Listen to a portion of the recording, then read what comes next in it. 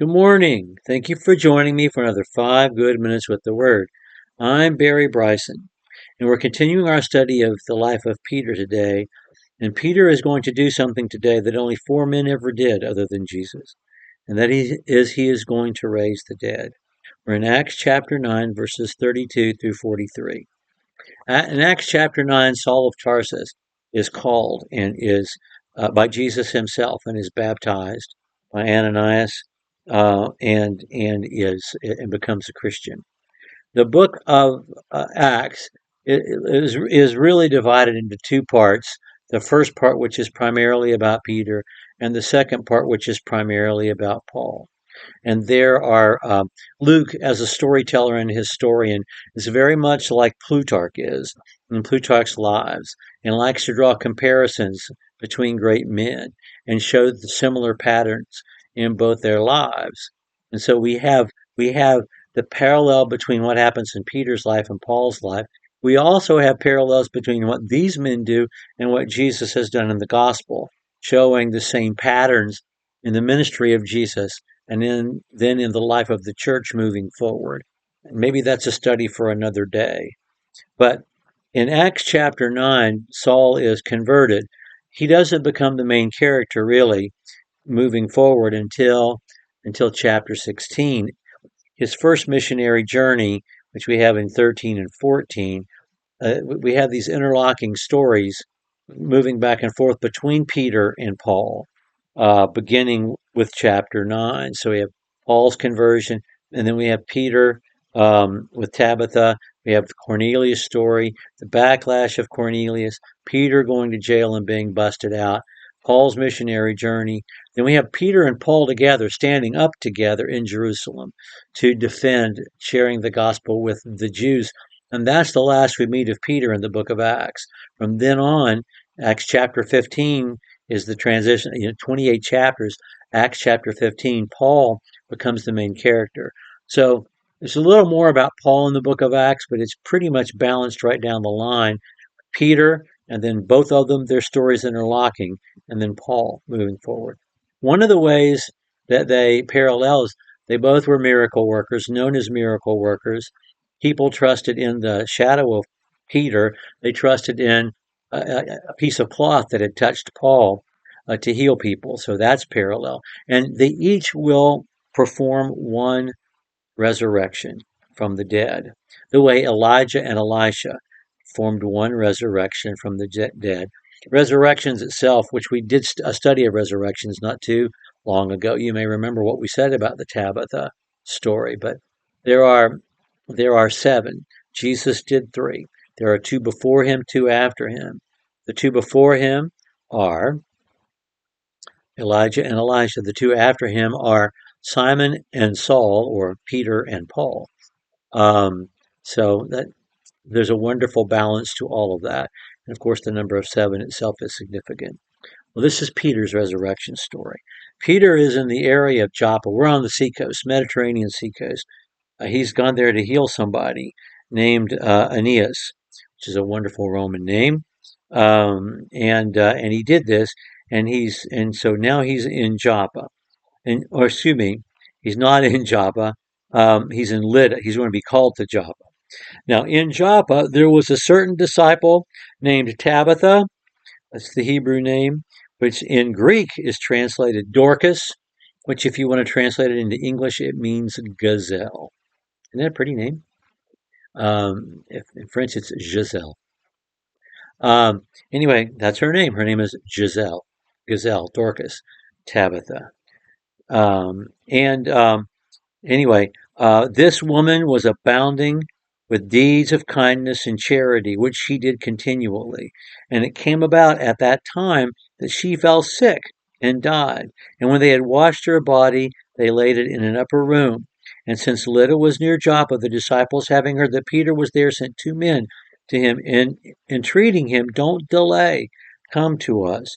And Peter got up and went with them. And when he had come, they brought him into the upper room with all the widows stood beside him weeping, and showing all the tunics and garments that Dorcas used to make while she was with them. Peter sent them all out, knelt down, and prayed. Then, turning to the body, he said, Tabitha, arise. And she opened her eyes, and when she saw Peter, she sat up. And he gave her his hand and raised her up, and called the saints and the widows, and presented her alive. And it became known all over Joppa, and many believed in the Lord. And it came about that he stayed many days in Joppa with a certain tanner named Simon. Does this sound familiar? Very much so. It sounds very much like Jesus' raising of Jairus' daughter, which we can read about in Matthew, Mark, and Luke. I would send you back to Mark's Gospel as the longer and the more detailed version, also because Mark's Gospel is based upon Peter's own presentation. At least that's our best information. So that's sort of Peter telling his own story when you read it in the Gospel of Mark. So we have a woman in Joppa, and she spends her days devoted to good works.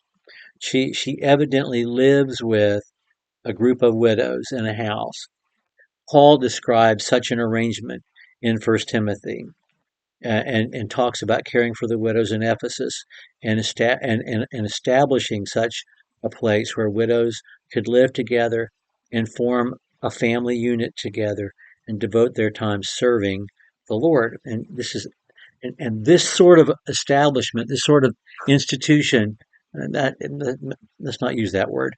This sort of family circle is already organically happening in the church at this very early stage.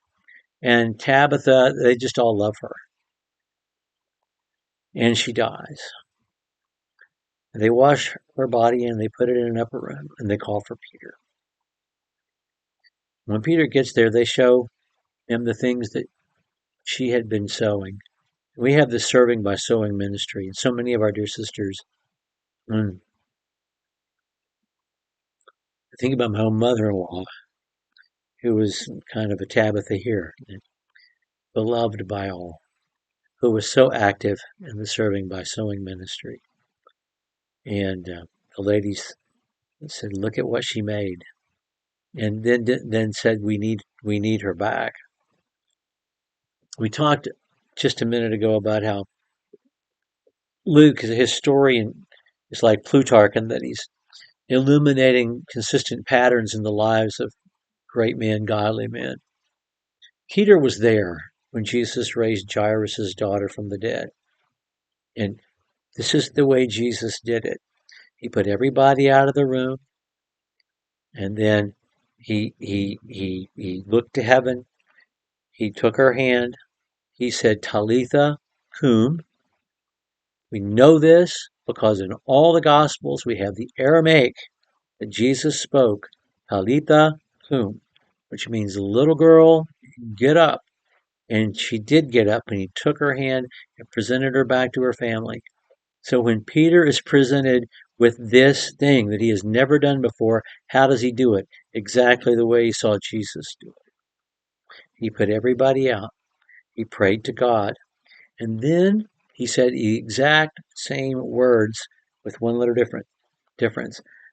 Because the only letter, it's exchanging an L for a B, a lamed for a bet. That's all he's doing. Talitha kumi and Tabitha kumi, there's one letter difference. And he says what Jesus said, only he says the name of the woman. He does exactly what Jesus does for the same effect. She is raised, and he can present her back to her family. It's a wonderful, sweet, awesome, amazing, doctrinally important story that we have in these few verses at the end of Acts chapter 9. Okay, next time we are going to start by spending some time with Cornelius. We'll take probably 3 sessions before we get through the Cornelius story in Acts chapter 10.